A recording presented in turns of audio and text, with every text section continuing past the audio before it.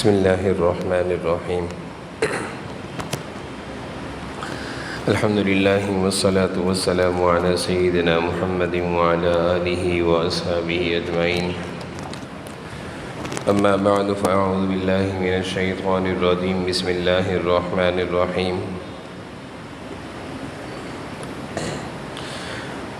وَلِلَّهِ عَلَى النَّاسِ حِجُّ الْبَيْتِ مَنِ اسْتَطَاعَ إِلَيْهِ سَبِيلًا وَمَنْ كَفَرَ فَإِنَّ اللَّهَ غَنِيٌّ عَنِ الْعَالَمِينَ وقال تعالى لن ينال الله لحومها ولا دماؤها ولكن يناله التقوى منكم كذلك سخرها لكم لتكبروا الله على ما هداكم وبشر المحسنين صدق الله العظيم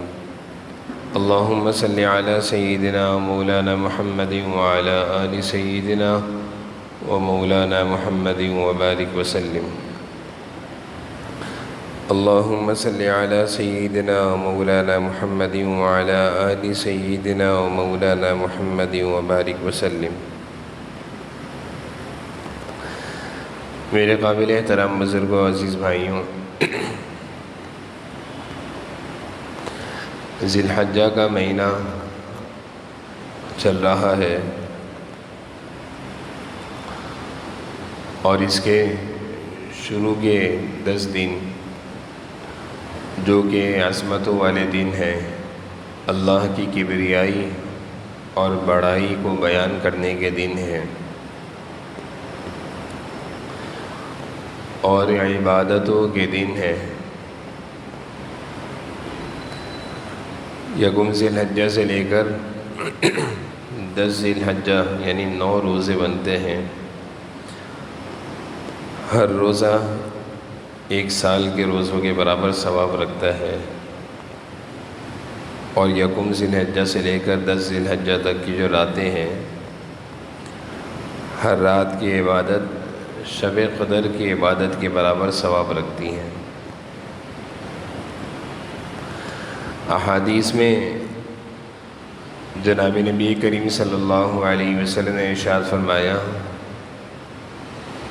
ان دنوں میں کی ہوئی عبادت اللہ تعالیٰ کو اور دنوں کے مقابلے میں زیادہ پسندیدہ ہے، زیادہ محبوب ہے۔ یعنی جو عمل یا کوئی بھی نیک کام ان 10 دنوں میں کیا جائے تو وہ اللہ کو بہت زیادہ محبوب ہے اور دنوں میں کیے جانے سے، جس سے معلوم چلتا ہے کہ یہ 10 دن یکم ذی الحجہ سے لے کر 10 ذی الحجہ تک کے دن جو ہیں، یہ اللہ کی عبادتوں میں اضافہ کرنے کے دن ہیں۔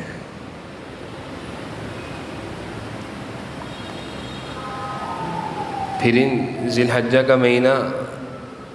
اور چیزوں میں بھی فضیلت رکھتا ہے، اور بالخصوص ان دنوں میں 2 عظیم عبادتیں جو پورے سال انجام نہیں دی جا سکتی، ان دونوں عبادتوں کا تعلق اسی ذی الحجہ کے مہینے سے ہے۔ ایک حج کی عبادت ہے جس کی فرضیت کو اللہ تعالیٰ نے قرآن میں اس طرح بیان فرمایا، وَلِلَّهِ عَلَى النَّاسِ حِجُّ الْبَيْتِ مَنِ اسْتَطَاعَ إِلَيْهِ سَبِيلًا، کہ جس کی استطاعت ہو، طاقت ہو، مال ہو، تو اس کے لیے یہ لازم ہے کہ وہ بیت اللہ کا آ کر حج کرے۔ اور دوسری عبادت جو ان 10 دنوں میں انجام دی جاتی ہے، خصوصاً 10، 11، 12، 3 دنوں میں قربانی کی عبادت ہے، جس کے بارے میں اللہ نے فرمایا، لن ينال الله لحومها ولا دماؤها ولكن يناله التقوى منكم۔ ان دونوں عبادتوں میں اللہ تعالیٰ نے جو الفاظ قرآن کریم میں اتارے ہیں، ان الفاظ کا تقاضا یہ ہے کہ حج بیت اللہ ہو یا قربانی کی عبادت ہو، دونوں اللہ کے لیے ہوں، دونوں میں اخلاص ہو، دونوں ریاکاری سے، دکھاوے سے، شہرت سے محفوظ ہوں۔ حج جیسی عظیم عبادت جس کے لیے بیت اللہ شریف جایا جاتا ہے، بعض دفعہ انسان کے دل میں خیال آ جاتا ہے کہ لوگ دیکھ کر مجھے حاجی کہیں گے، حج کر لوں گا تو لوگوں میں حاجی مشہور ہو جاؤں گا، تو اللہ نے آیت اتاری وَلِلَّهِ عَلَى النَّاسِ حِجُّ الْبَيْتِ، کہ حج ہے اللہ کے لیے، لوگوں کے لیے نہیں ہے۔ قربانی جیسی عظیم عبادت کہ جس میں انسان اپنا مال خرچ کرنے کو، ایک مسلمان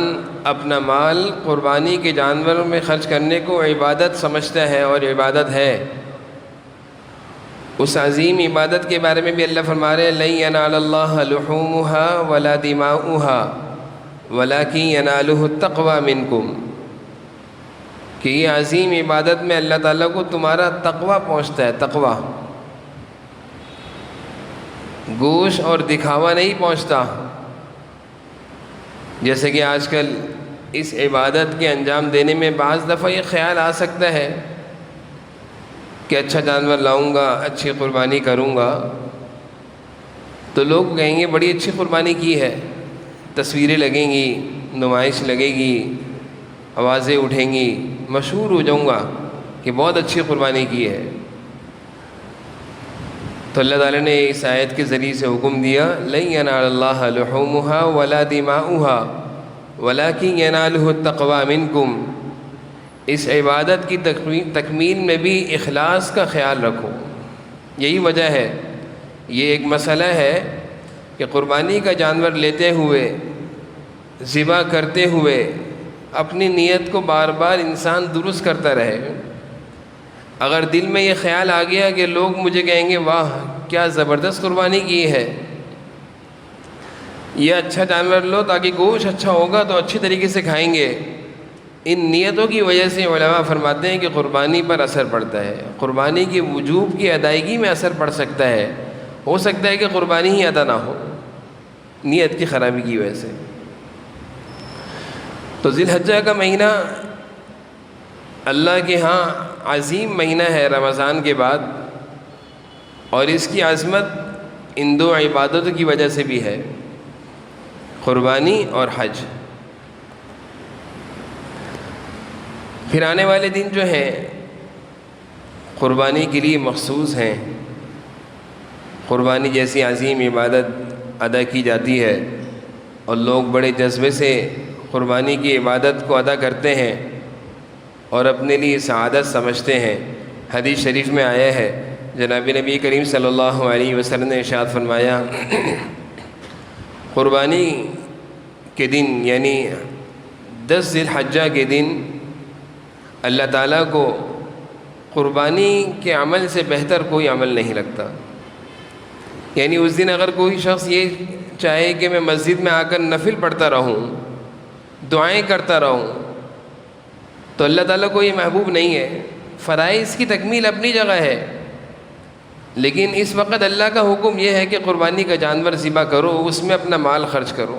اس کے پاس آ کر کھڑے ہو، اپنے ہاتھ سے ذبح کرو۔ تو حضور صلی اللہ علیہ وسلم ارشاد فرما رہے ہیں کہ آج کے دن یعنی 10 ذی الحجہ کے دن اللہ کو قربانی کے عمل سے زیادہ کوئی بھی عمل محبوب نہیں۔ پھر ایک حدیث میں آپ صلی اللہ علیہ وسلم نے حضرت فاطمہ رضی اللہ عنہا کو حکم دیا جاؤ اپنی قربانی کے جانور کے پاس جا کر کھڑے ہو، اور فرمایا کہ جیسے ہی جانور کا خون زمین پر پہلا قطرہ گرے گا تو اس کے گرتے ہی جن لوگوں کی طرف سے وہ قربانی کی گئی ہے ان سب کے گناہ اللہ تعالیٰ معاف فرما دیں گے۔ اسی عظیم عبادت ہے کہ ادھر چھری پھری، ادھر خون کا قطرہ زمین پر گرا، پہلے قطرے کے گرنے سے ہی اللہ تعالیٰ نے گناہوں کو معاف فرما دیا۔ پھر حدیث شریف میں آپ صلی اللہ علیہ وسلم نے ارشاد فرمایا فَتِیبُوا بِهَا نَفْسًا، لوگوں مسلمانوں اس قربانی کی عبادت کو، قربانی کے جانور کو خوب خوش دلی سے خرچ کرو، اس میں خوب دلی سے ذبح کرو۔ ایک حدیث میں آپ نے ارشاد فرمایا ہے کہ اللہ تعالیٰ کو 10 ذی الحجہ کے دن اور جگہوں میں مال خرچ کرنے سے زیادہ افضل اور بہتر قربانی کے میں مال خرچ کرنا ہے، یعنی قربانی کے لیے جانور لانا اور اس میں خرچ کرنا یہ اللہ کو بہت محبوب اور بہت زیادہ افضل ہے۔ یہ تو قربانی کے جو دن ہیں 10 ذی الحجہ، 11 ذی الحجہ، 12 ذی الحجہ، یہ 3 دن ہیں۔ ان 3 دنوں میں اللہ کو ایک ہی عمل بہت زیادہ محبوب ہے، وہ ہے قربانی۔ اس وجوب کی ادائیگی اہتمام سے کرنے کی ترغیب دی گئی ہے۔ ایک حدیث میں آپ صلی اللہ علیہ وسلم نے ارشاد فرمایا کہ یہ تمہارے ابا آدم علیہ السلام کا طریقہ ہے۔ صحابہ نے عرض کیا کہ اللہ کے رسول ہمیں کیا ملے گا اس میں؟ فرمایا کہ جانور جو ذبح کرو گے اس کے جسم پر جتنے بال ہوں گے ہر بال کے عوض تمہیں ایک نیکی ملے گی۔ پھر آپ صلی اللہ علیہ وسلم نے قربانی کے وجوب کی ادائیگی میں سستی پر یا ادا نہ کرنے پر وعید بھی بیان فرمائی کہ جس شخص پر قربانی واجب ہو اور وہ پھر ادا نہ کرے تو آپ فرما رہے ہیں کہ وہ ہمارے عیدگاہ بھی نہ آئے، یعنی ہمارے ساتھ اس کو عید کی نماز میں شامل ہونے کا بھی حق نہیں۔ جب وہ قربانی جیسی عظیم عبادت کو معمولی سمجھ رہا ہے اور اس عبادت کو ادا کرنے میں کاہلی اور سستی دکھا رہا ہے، نہیں ادا کر رہا، تو عید کی نماز پڑھ کر اپنے کو مسلمان ظاہر کرنا چاہتا ہے کہ میں مسلمان ہوں اس لیے میں عیدگاہ آ گیا ہوں، کہ اگر میں آج عید کی نماز نہیں پڑھوں گا تو لوگ مجھے پتہ نہیں کیا کہیں گے۔ تو آپ صلی اللہ علیہ وسلم ارشاد فرمانے کہ تمہیں عیدگاہ آنے کی بھی ضرورت نہیں ہے۔ تو یہ قربانی ایک عظیم عبادت ہے، ہمارے اکابرین بزرگان دین کا معمول رہا کہ وہ اس موقع پر ایک قربانی تو اپنی طرف سے کرتے تھے اور بے شمار قربانیاں حضور اکرم صلی اللہ علیہ وسلم کی طرف سے، صحابہ کی طرف سے، اپنے اکابرین اپنے مشائخین کی طرف سے اور بزرگان دین کی طرف سے کیا کرتے تھے۔ خود حضور صلی اللہ علیہ وسلم قربانی کر رہے ہیں، ایک اپنی طرف سے کر رہے ہیں اور ایک اپنی امت کی طرف سے کر رہے ہیں، ثواب پہنچا رہے ہیں اپنی امت کو۔ تو یہ موقع ہے سعادت مند اور خوش نصیب مالداروں کے لیے اس عبادت کے ذریعے بے شمار نیکیاں کمانے کا۔ یہ موقع ہے کہ جن کو اللہ نے مالداری دی ہے، مال دیا ہے، تو یہ موقع ہے کہ اس موقع پر ہم قربانی کے ذریعے سے نیکیاں کمائیں۔ جیسے اور مواقع پر بھی ہم مال خرچ کرنے کو ثواب سمجھتے ہیں، خدا نہ کرے مسلمانوں پر کہیں یہ حالات آ جائیں،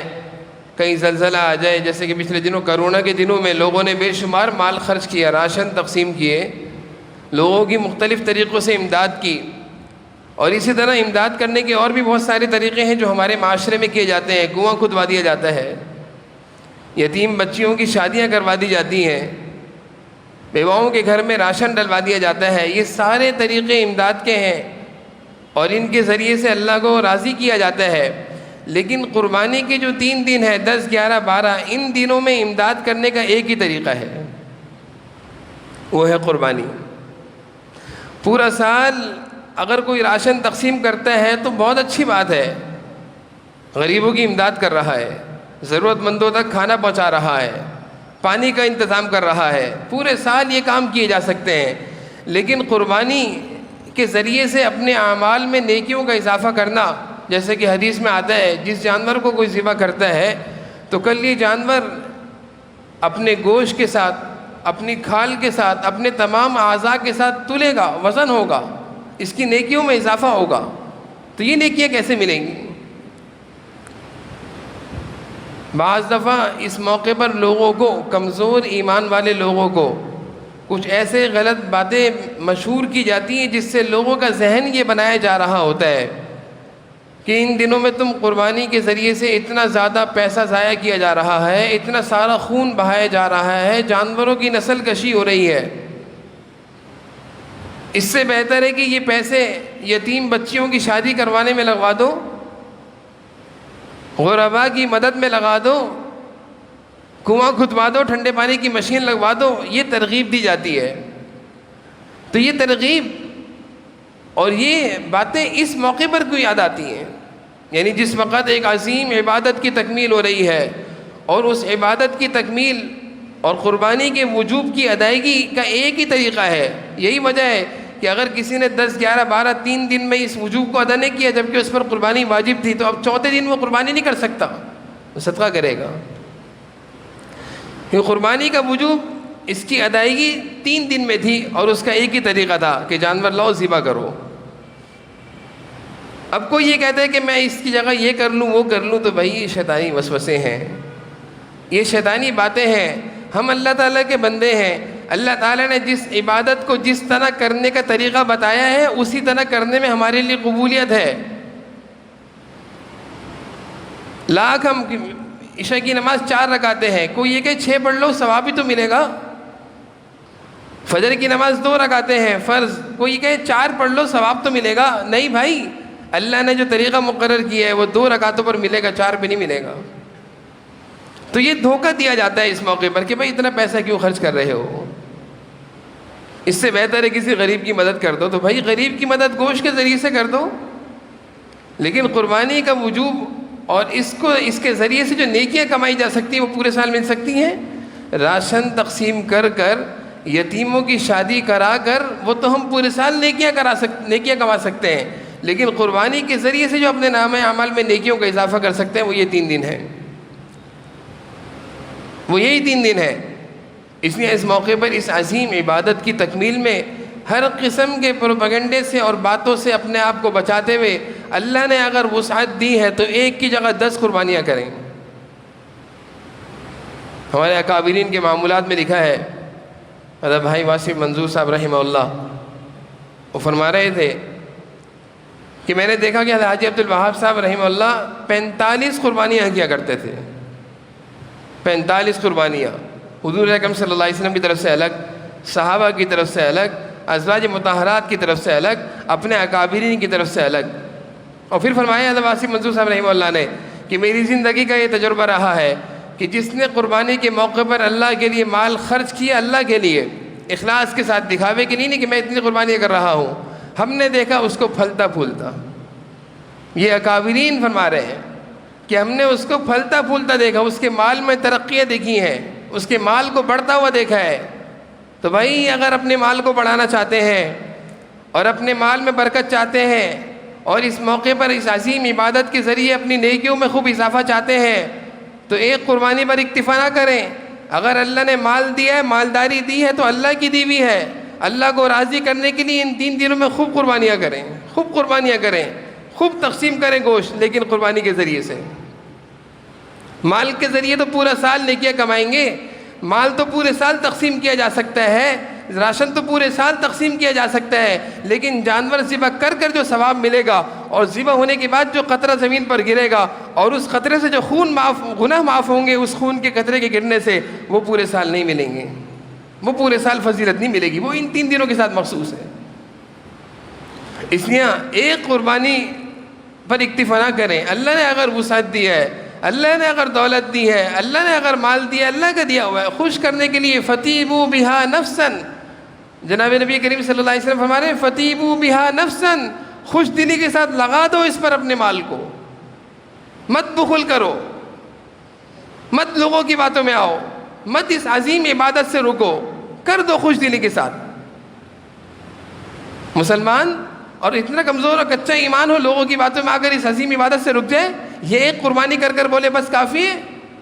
یہ تو موقع تھا کہ اللہ نے اگر مال دیا پھر بھی قربانی کرتے، اگر مال نہیں تھا قرض لے کر قربانی کرتے کہ قربانی کی عبادت مل جائے۔ میں یہ وضاحت کر دوں، جس کے پاس مال ہے واجب اسی پر ہے، جس کے پاس مال نہیں اس پر واجب نہیں، لیکن اگر وہ قرض لے کر کرتا تو ثواب تو ملے گا نا، ثواب تو ملے گا، یہ عظیم عبادت تو دوبارہ نہیں ملے گی۔ جیسے شادی بیاہوں کے لیے قرض دیے جاتے ہیں، لاکھوں روپے اڑا دیتے ہیں، وہاں پہ کسی کو نہیں دکھتا کہ مال ضائع ہو رہا ہے،